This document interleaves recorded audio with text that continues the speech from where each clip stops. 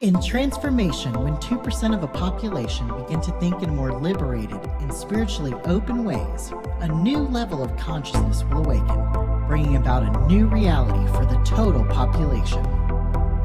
Join me, Jael mclean, confidence coach, business owner, musician, health and fitness enthusiast, transformational instigator, and your host of the 2% podcast in creating a new reality of spiritual awareness, confidence, and authenticity.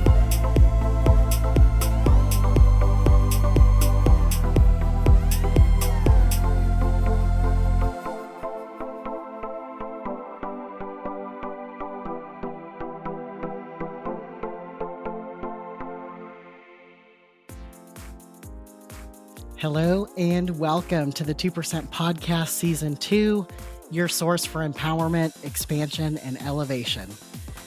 Today, we're joined by CEO and founder of Ideal Coaching Global, world-renowned executive coach, master NLP practitioner, thought leader in ontological, mindful, and ecological living, transformational trainer and trainer of trainers, and I could keep going, Miss Bettie Spruill.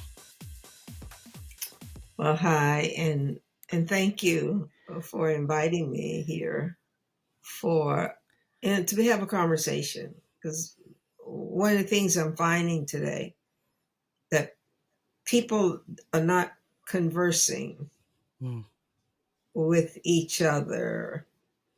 It's more of I'll tell you the way that it is for me, and we either agree or disagree. But at the heart of conversation is about inventing a world together that we all share. And by inventing, I mean that something disappears in conversation, as you know. And what disappears is the individual self. And what emerges is an interdependent, interrelated self.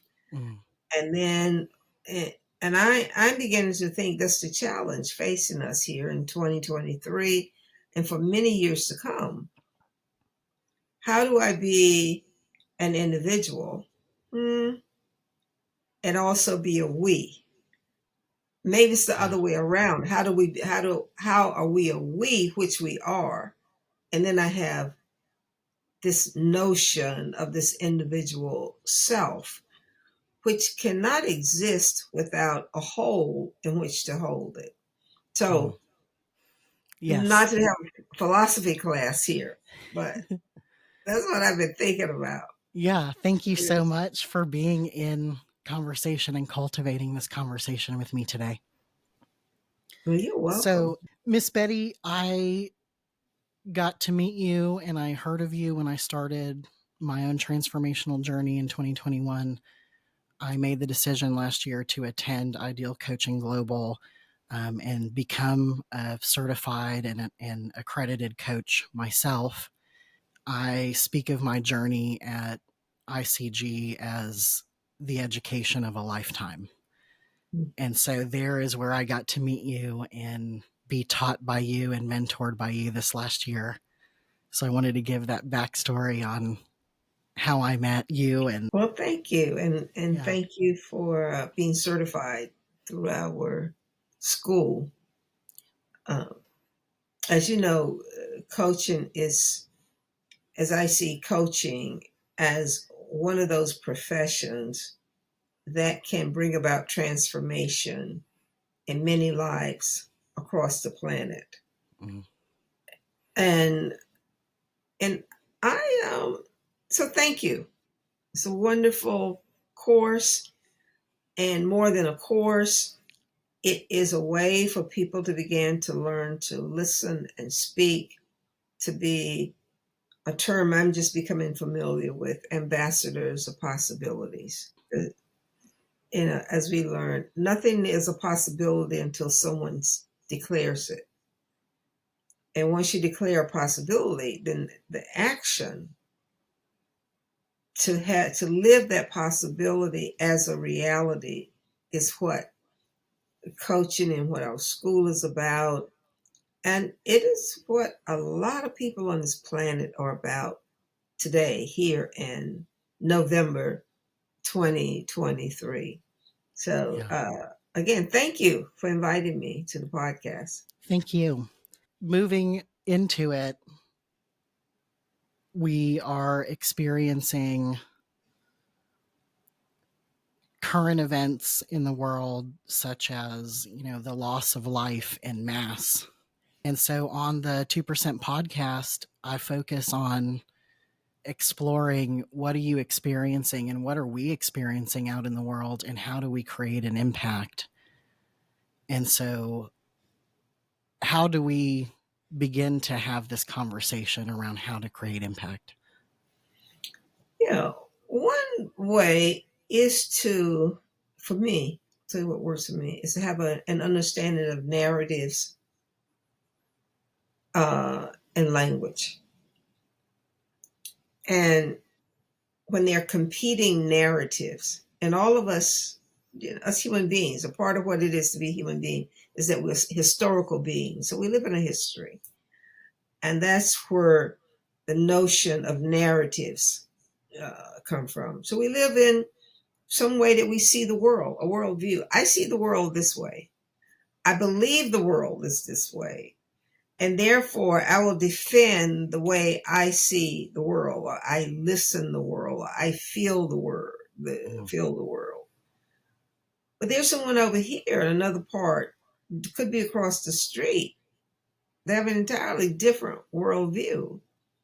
But unless we can begin to communicate, unless we can begin to have a profound acceptance of multiple worldviews, then we have war. And a part of what my life is about, and so many other people that I've spoken with in the past 3 or 4 weeks, thousands of people, the question is, how do we live in harmony and peace? And I have this fantasy, and I tell people, Right. and what I say is that peace is not the absence of war. Peace is the presence of love and respect. And how do you bring that about? And we learn a lot about that in mindfulness. We learn a lot about that in terms of this whole notion of what self is. Am I this body? I have a body, yeah, so we're not, encouraging getting rid of your body. But there's something else that all us human beings are that gives us agency, whether we use it or not, but we're always using it. Whether we are conscious using our agency, we're bringing about worlds. So part of what I'm learning and excited about, really excited about, there is no reality minus me, the human participant. So what do I mean by that? Yeah. I imagine bears and cats and birds have some kind of reality, but not like us human beings. As human beings, and this is when we had a conversation earlier about the anthropocene, is that we have a different kind of power than most other animals have on this planet. And that power is that we're social. And that power is that we live in interpretation. We live in meaning. And so in that, I began to interpret the world in a particular way. And if I forget that I am interpreting the world, then I start to live as if the world is fixed. It's happening, and I have nothing to do with how it's occurring. And then if the world is not occurring that way to everyone, what do I want to do with them? I want to get rid of them. It's othering. I start to other. And once I start to othering, I began to find the kinds of and I call them assessments, that are quite often disrespectful. Quite often that's a bad, evil person over there, and I got to get rid of them. This has happened for thousands of years. This is what I want you to know. Yeah. This is not new. The danger that we're in right now is that we have media, the internet, social media. And so there's no way people are not thinking and asking the questions of, is this true? Or is it the way I see it? Now, as an example, I was doing a course in New York a couple of weeks ago. And we were talking about what's happening in the Middle East in the course. I had Jewish people, there were Muslim people, there were Christians, Catholics, a whole group of people, religious backgrounds, and also a whole bunch of people. I don't have a religious background, but I live in an ontology, right, of the West. And so as this conversation was going on, I just said, let's see if we can do this. While we're having this conversation, let's not be Jewish, let's not be Black, let's not be American, let's not be Canadian, let's not be Nigerian, let's not be Costa Rican, let's not be any of that. And this one woman said, that's impossible. I am that. I said, well, let's see for 5 minutes. If you cannot be that, and if you weren't that, then what would you be? And of course, I have an answer for it, but just it would be, I am a space in which all of that's occurring. And if I'm the space in which all that's occurring, right, I can be a space to allow something else to occur. But if I am that, like a fixed thing, there's no possibility. And there's no possibility for you and I, and this is the what my new book is about. There's no possibility for you and I to dance together. The only way that you and I can dance together is when there's a space and we're listening and we start to listen to the same music. Like if I'm doing the foxtrot and you're doing what's the latest dances these days? I don't know.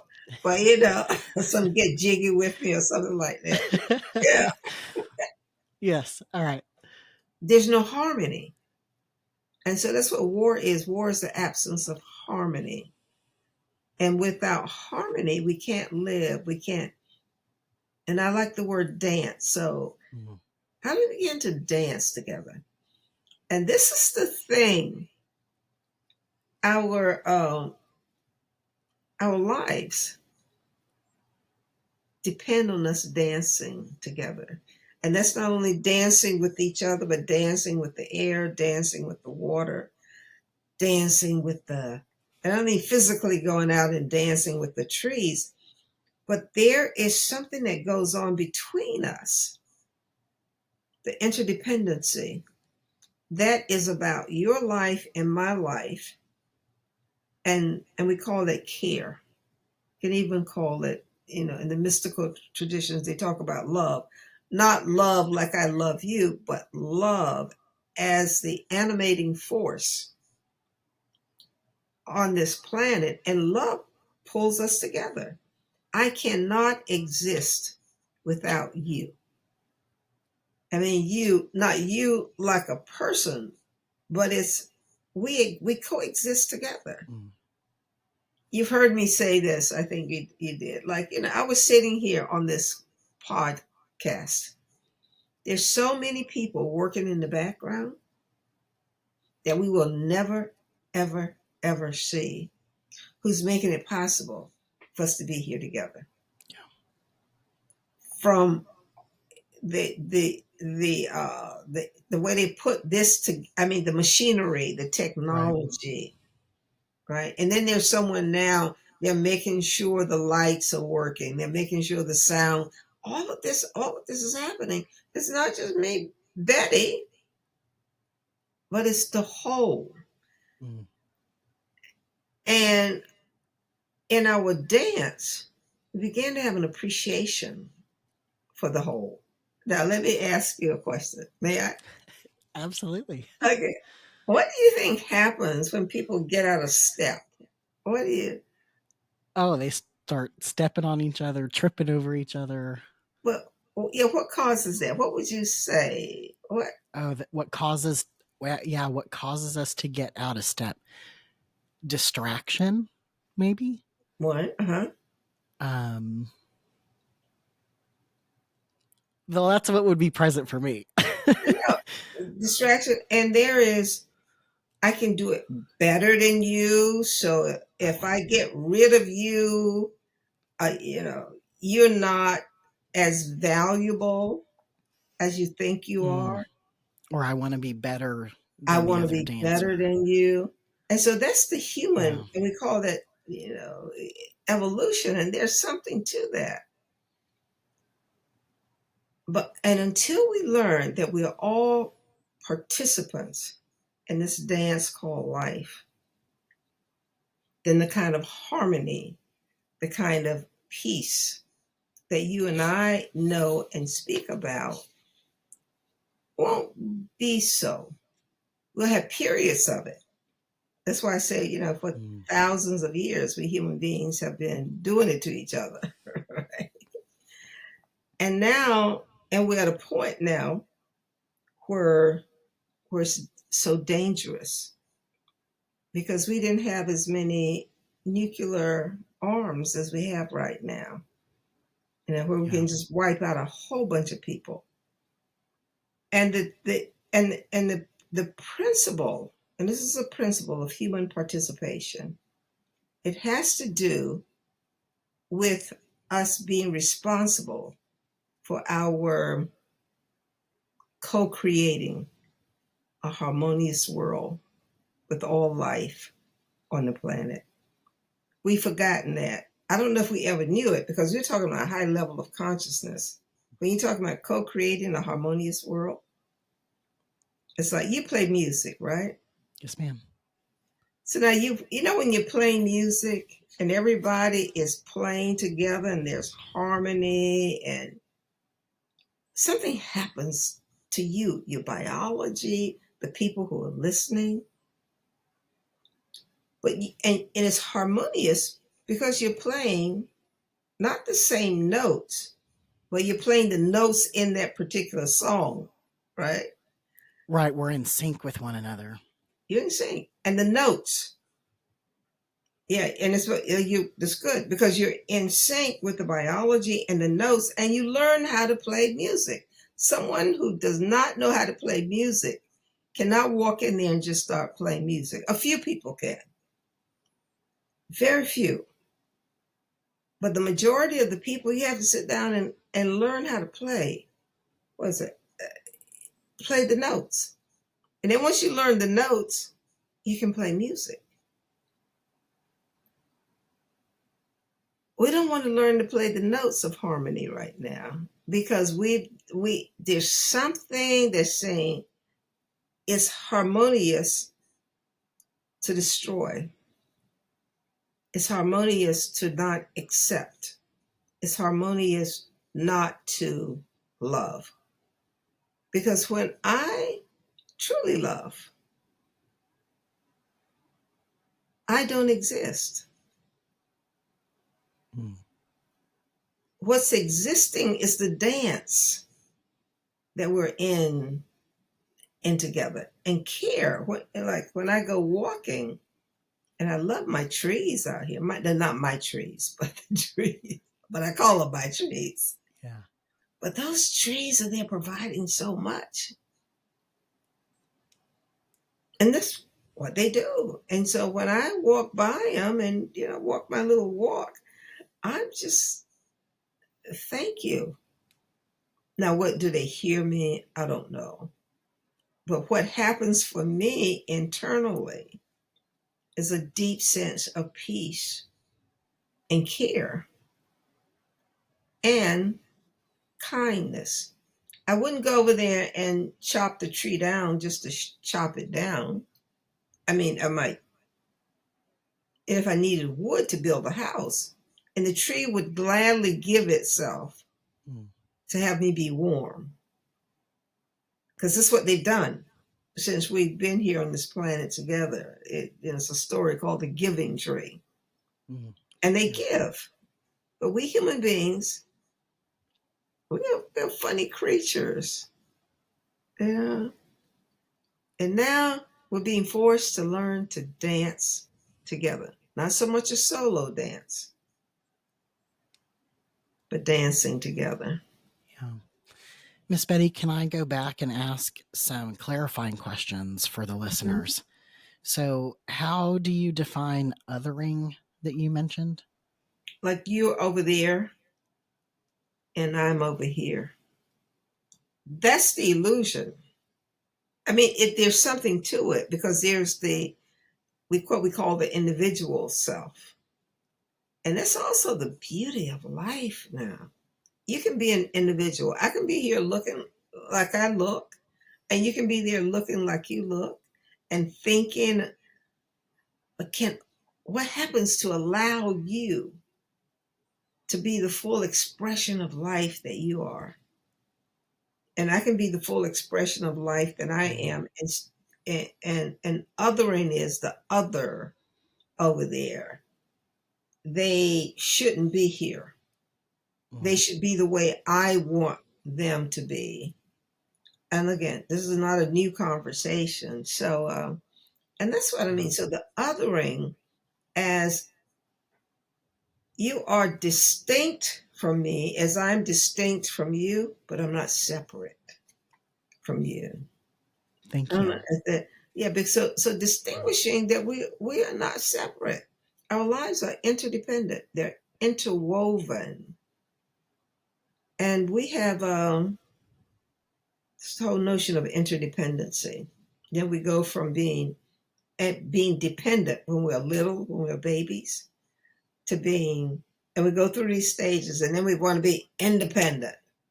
So in my life now, because we're interdependent, and our lives, our thriving is based on our working, harmonizing together, dancing together, right? Yeah. And then would you also give how you would define the ontology and the mindfulness and the ecology, if you would speak into that? Yeah. So ontology is a branch of Western philosophy. And it's basically saying that the world is occurring out of my worldview. Now, if there's some philosopher listening to this, don't send me anything and say that's not how it is. But ontology is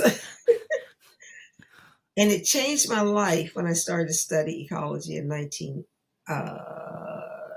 in the 1990s with a professor out of UC Berkeley. Because I had lived as if the world was over there and the world was doing something to me, or I was doing something to the world. And with ontology, it's basically saying the world is reality, occurs out of our participation, my participation and your participation in especially in our languaging, and so language then, language language creates, like the conversation we're having right now is happening in language, not just words, but we are speaking. And in our speaking, I'm listening you in a particular way.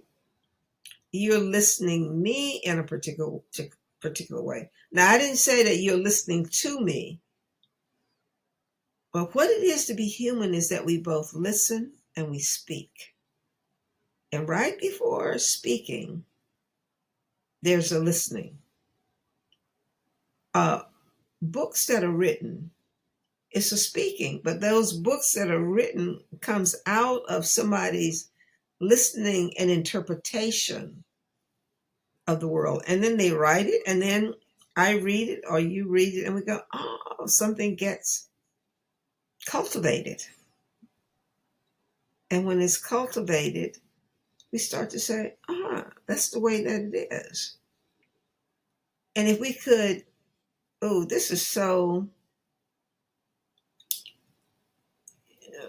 it's not, that's the way that it is, like resigned. It's more like that's the way that it is out of understanding grace, out of some understanding of the illuminating power of manifestation, of bringing forth. So I'm hearing maybe a distinction of acceptance versus resignment. Yeah, and even that, if you can listen that when you resign, because that's a way of listening too. Mm-hmm. That's a way of, and it produces a mood. But when you have a heightened sense of awareness, and awareness of how life is created, I'm not talking about biology, a biological life, but biological life is created too. It just didn't pop up like that. Yeah. So you begin to listen and you begin to enter into a journey of discovery. What is not so much for the answers, but for the wonderment, for the structures of interpretation that makes us human. You begin to listen for what's a mindset for success? What's a mindset for love? What's a mindset for anything that anybody is doing on this planet? Some way, somewhere, they have cultivated the language, the practices, the ways of being of that particular discipline or concern or what they care about. Like with music, and it's such a great metaphor. Everybody can't just go up there and start playing music.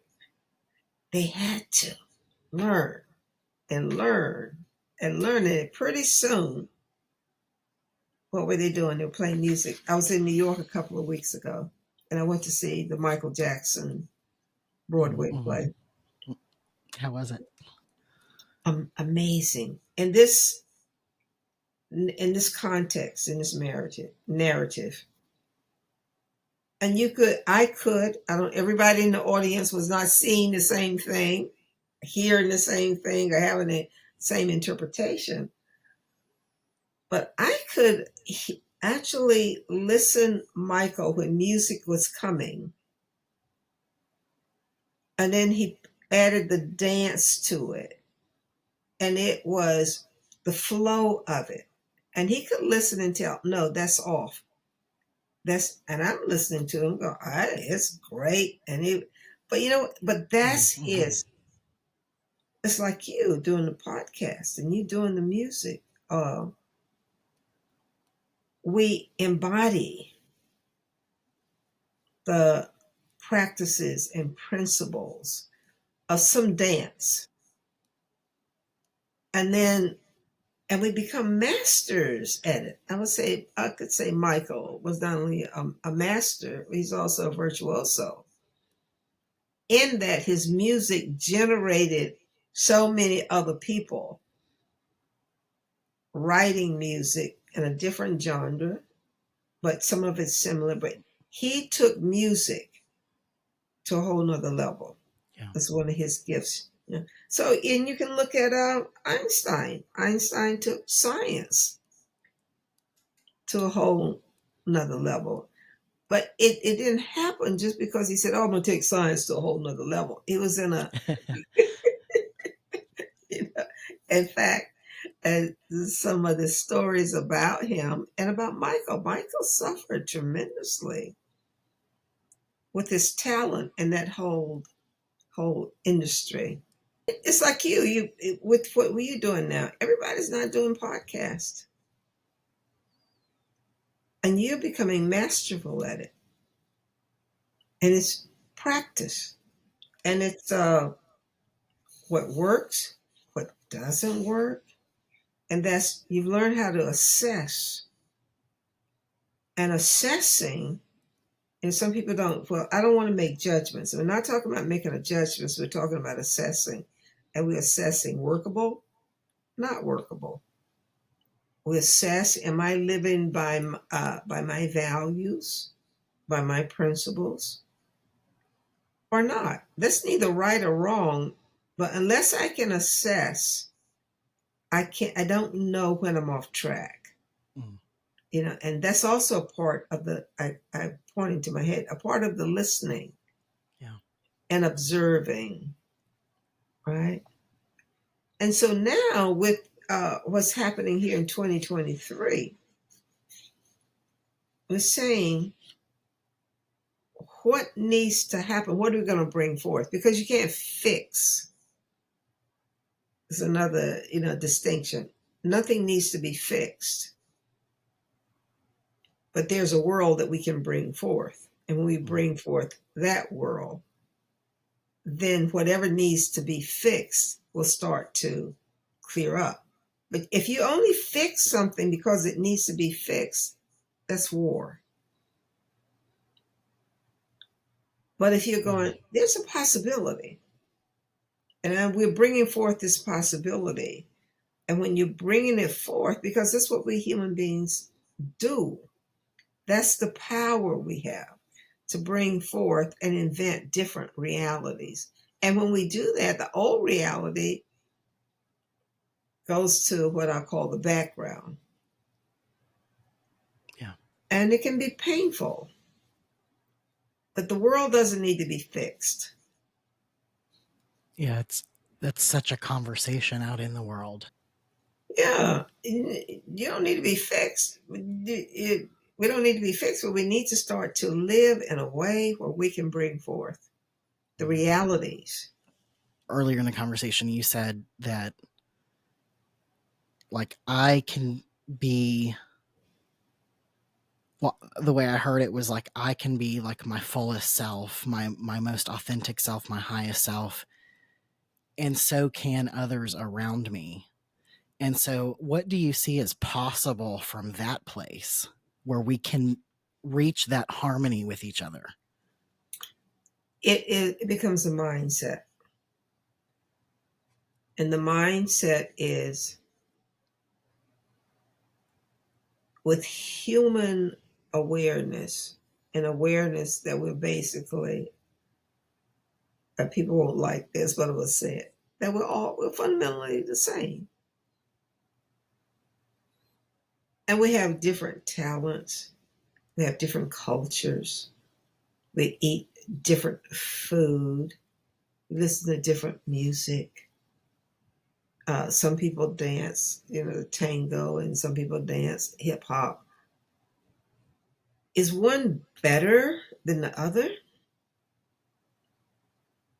I'm saying no, but they produce different results, right? So in this, there's a term we use in philosophy called pejoratory dualism. Meaning, in this dualism model, there is something that's better than this, and there are some notes that are better than other notes, but in the context of the song, but not just in the context by itself, Yeah. right? So this either or, either you, either me, either love or hate, but it's a both and world. a part of what's happening too in our world is that there's something there's difficulties in living life. And when I say difficulties, not impossible, but when the difficulties show up, people don't know how to navigate.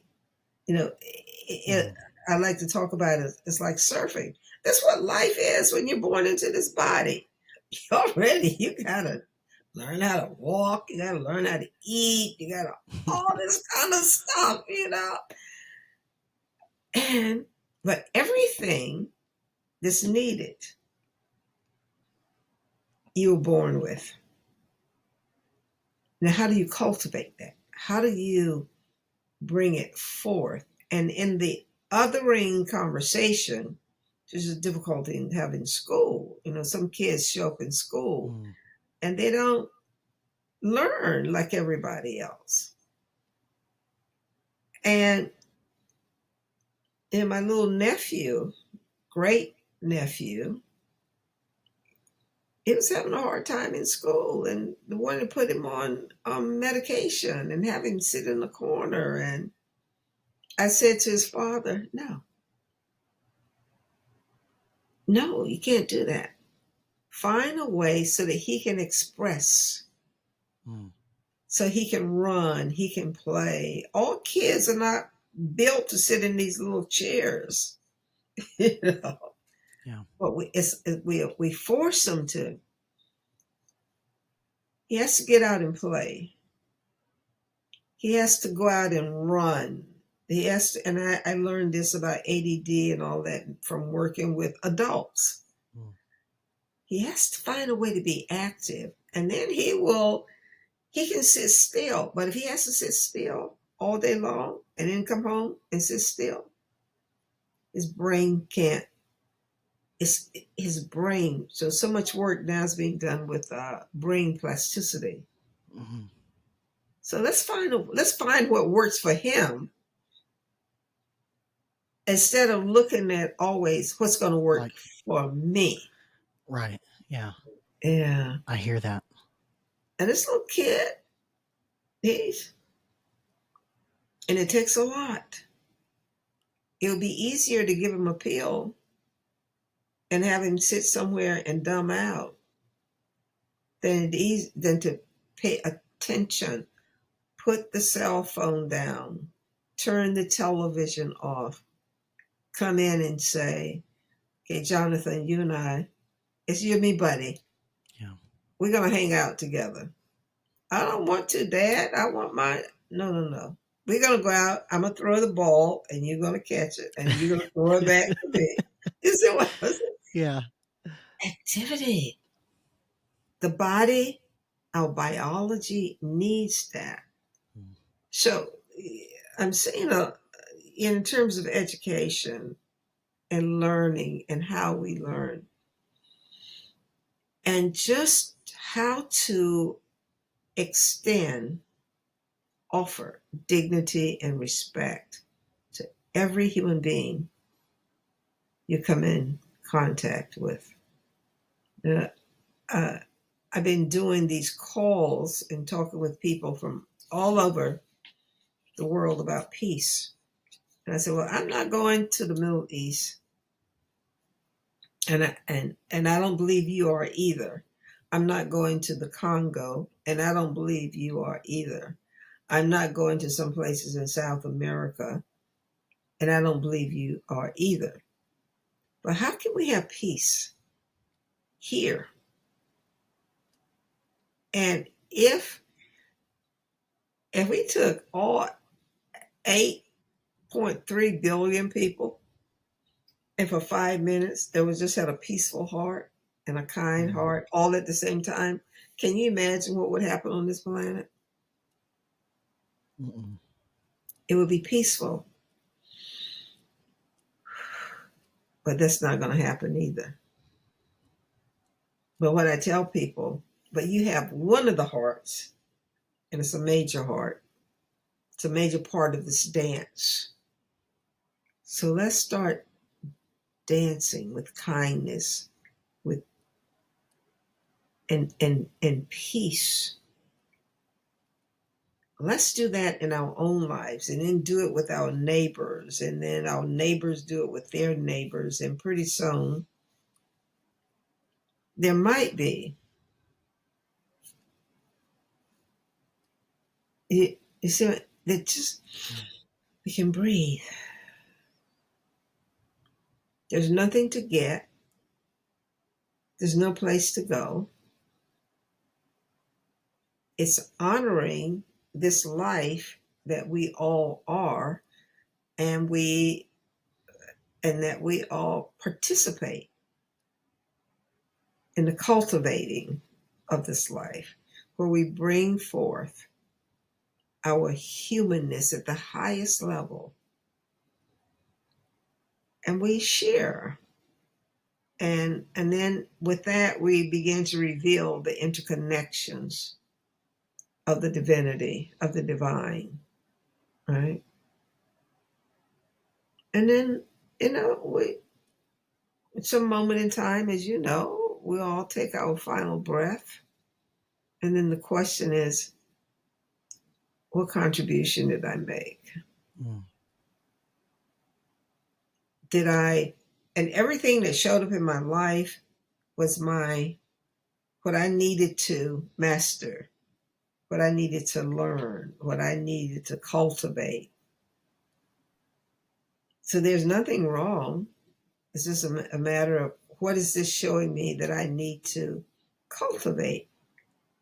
More love, more peace, more joy, or bring forth my brilliance. Because my brilliance is not for me. My brilliance is for all of us. Yeah. Hmm. When you said Einstein didn't say, I'm taking science to a whole nother level, well, where do you believe that he might have approached from that did create that and that did generate it? Wonder. He was in wonder. It says, and you know this too. I know for me, I sit and I hear people say stuff and I go, that's not the way it is. Yeah. I go, what? And Often. oh yeah, it's like, that's not the way that it is. And it's the way you say the way that it is. But wonder is it gives us a mood of expansiveness, where we can expand and we begin to see the world in a whole nother way, because I can only see a part of the world through my interpretations, my meanings, and then with wonder and awe, because this universe, it, so I live in awe that you and I can, you're someplace here in North Carolina, I'm in North Carolina, but we're sitting here talking to each other as if we're in the same room. Yeah, that's like awe. And somebody at some moment in time brought that forth. It didn't exist until somebody declared it and said, okay, this is a possibility, and then worked to have it be so. Einstein, before Einstein and physics, he was looking at the world in a whole nother way. And Einstein and some other people at the same time. And then he said, no, he came up with his theory of relativity. And a whole bunch of people said, no, that's not the way that it is. It's just like Galileo. When Galileo went and said, the earth is moving around the sun, the sun isn't moving around the earth, people went crazy. Yeah. But just like with, when people were selling Christopher Columbus, he's not a popular character today, but anyway, he did. But he saw the world in a different way. And he said, I could sell here and I can get spices and all this and bring it back. And people were going, some people, saying if you sell so far, you're going to fall off the earth Right. because the earth was flat. And we're in one of those periods. Are we in a flat earth in terms of a paradigm? What kind of paradigm are we living in? And this is what's so powerful about right now, too. Not only do we say it, but we also invent. Do I actually shape the world being the way that it is? I'm leaning more and more to the side of yes. I'm not completely there. Right? That would blow my socks off. But we do. We human beings. We have the human condition. We have so much to do with it. It's not some guy up in the sky that we call God that's doing it to us. But we human beings, with our closed hearts, our open hearts, we're shaping the conditions here on this planet. Okay, that'll enough. So what call to action, what can the viewers, listeners call forth or implement in their lives to begin to create what we want to see? I would say mindfulness. Start to breathe, because this is the thing too. Everybody on this planet is breathing the same air. When you think about it, I don't care where you are, we're breathing this air. And so in what I've learned and learning after 20 years of mindfulness meditation, that the more I can ground myself, the more I can center myself and begin to notice that I have thoughts, but I'm not my thoughts. I have emotions, but I'm not my emotions. And not fight with my thoughts that show up, but to be kind. And then a space starts to open up. Excuse me. A space starts to open up where there's a rhythm, and like a dance that goes on. And so then I don't want to hurt anybody. I don't want to hurt me. And I call forth in that space, I call forth what's needed for me, because I need food, water, shelter, money for Uber, uh, and I can call it forth. And in the calling it forth, have gratitude and to say, thank you with a open heart. And then in calling something forward, to also give to others, just a little bit. In the supermarket today, they have these little things there where you can buy a bag of food, groceries for someone. I think it was $12. So I said, okay, I'll buy a bag. I didn't have to. Yeah. But then when you realize that much is being given, then you can give much too. When people are not abundant, experiencing their abundance, which is also wealth, is because they have some way convinced themselves that they're insufficient. And the more and then they try to go, do affirmations about their sufficiency. I'm finding that if you have something that you want to give, sufficiency shows up. Wow. Yeah. Here, so that I can give it. I was telling someone today, I grew up on a farm, born in 1948 here in Pantego, North Carolina. No running water, outdoor toilet, a big old rambling cold house. My father was a sharecropper. And then we got a little land and we moved onto our own land, built a house and all of that. But it wasn't. But my father, this was amazing about him. He would always say, "You're gonna do better than I've done here." And I go, "Daddy, you've done great. You're Oh, great." This is yeah. And that was his aim for us, and my mother's aim. So it was a mindset that nobody's stuck. And you saw this in the coaching school in terms of coaching. That's why people hire us as a coach. The times where they forget who they are, we can help them remember. Yeah. Yeah. And we human beings, you know the story. We're born, we have two wolves in us as a metaphor. And which one are you going to feed?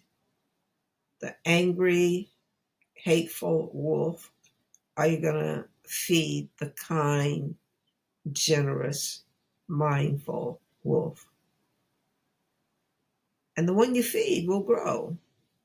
And nobody said it was easy, as you know, and as I Yeah. know. But we can do this. We can have peace on this planet. Yeah. So one thing is to, especially with moving into the holiday season, show gratitude for whatever. I am grateful that I'm here talking with you. Yeah. You know, on a Friday afternoon. And then once I finish this call, I'm going to write a little newsletter, a little blog on gratitude, and but grateful that I could even do that. Yeah. If someone is feeling insufficient out there and listening, how do they step into their sufficiency and that they're enough and they're perfect, whole, and complete? One, and it's a mindset. Uh, is begin to look around you and to appreciate. Gratitude will move, it moves me into sufficiency. Hmm. And also noticing that the assessments, and we all make assessments about ourselves, but even that you can make the assessment is telling you something that you are not the assessment, you're the assessment maker. Hmm. And then begin to, this principle of gratitude. And then all the chatter that goes on, it goes on all the time. I like to call it the monkey mind. You're not this, you're not Yeah. that. You have to learn to listen it and let it be like leaves on a water. You know, when leaves fall into a pond of water, they float away. You remain the pond of water and letting the leaves Hmm. float away. And then pretty soon, something starts to happen. It happens over time where you go, yeah, I'm okay. And then the next stage after I'm okay, it is, I'm here to contribute from that okayness. I'm not here to contribute so that I can feel okay, but I'm okay and I have something to contribute. There's a dance with life, and you start to become an active participant in the dance of your mind, the dance of your emotions. And then it is an awareness that you hold the power to inspire, uplift, and transform. That's why we human beings are here on the planet. And it's like you. You're an amazing, amazing young woman. Thank you. And out to making a contribution and embracing your role as a co-creator with the universe. As I do. I embrace that I'm a co-creator with the universe and I have something to contribute. And that's what I'm doing, right? Yeah. Awesome. Thank you so much, Miss Betty. Well, thank you. How would you like the listeners and the 2%ers to get a hold of you, find you, connect with you? Yeah, they can connect me with me through idealcoachingglobal.com. info@idealcoachingglobal.com. If you are thinking about starting a coaching journey, highly recommend Miss Bettie Spruill with Ideal Coaching Global, and I'll put the information and the links under the episode. Oh, that would be great. And we have one coming up in December. Put that you heard about Ideal Coaching from the 2% podcast or Jael McLean, and we will continue the work. Yes. Beautiful. Thank you so much, Miss Betty, for being on the 2% podcast, and we will see you 2%ers on the next episode. Thank you.